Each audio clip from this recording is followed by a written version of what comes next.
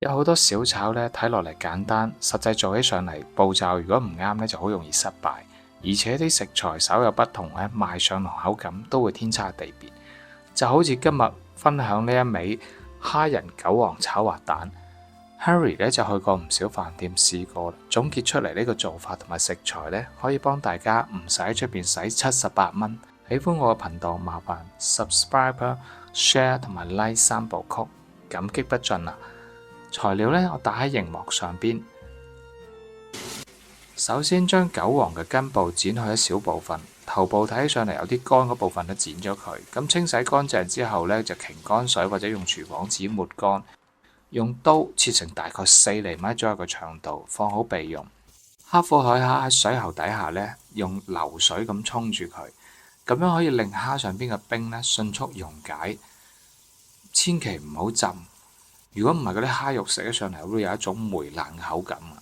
解凍之後呢，我哋用鉸剪剪咗蝦頭，蝦頭可以存放喺雪櫃，留翻下次炒飯嗰陣時整咯。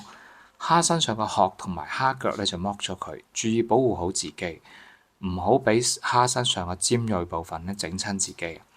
剝好後嘅蝦背呢，用刀小心沿住中間劏開一啲，唔好成隻蝦切斷喎。我哋淨係需要將蝦背上邊嘅蝦腸剔除咗佢。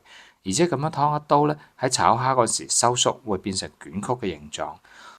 全部處理好之後，我哋落半茶匙鹽、白胡椒粉同啲海蝦咧揦勻佢，放埋一邊備用。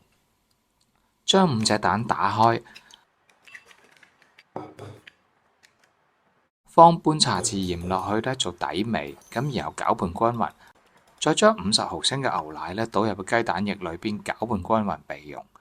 中火開鍋落油，油熱之後放入啲海蝦翻炒，蝦好快熟㗎。一邊熟咗就即刻將另外一邊反轉過嚟繼續炒，炒幾秒鐘就可以倒入啲韭黃翻炒啦。再炒10秒左右就可以關火，將鍋裏邊嘅蝦、韭黃就倒入去蛋液裏邊攪拌均勻，唔使洗煲嘅。中火開鍋落油，大概1.5湯匙油，油熱之後呢，就倒入混有海蝦同韭黃嘅蛋液。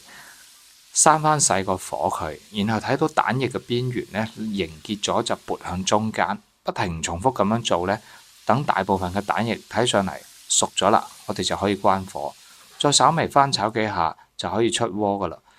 咁我最後呢，就迫不及待咁試咗一啖，又香啦，又滑啦，有小彈牙啦，層次分明嘅口感呢，好幸福噶。你都試下整啦，歡迎留言分享你嘅心得。